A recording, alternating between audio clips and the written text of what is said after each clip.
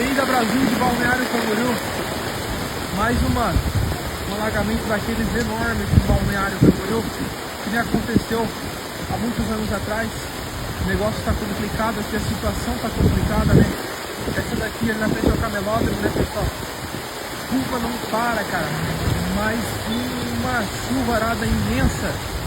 Para quem vai querer pegar aí a Avenida Brasil, recomendado é não pegar, né? Porque vai ficar preso no trânsito e não para de encher, cara. Tá enchendo tudo ali, ó. Pegando o carro ali, ó.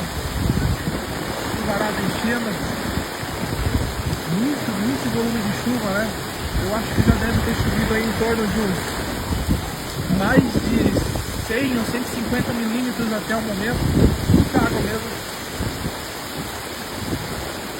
A gente fica aqui acompanhando, né? Esse momento aí. Muita água, cara. Aí, ó.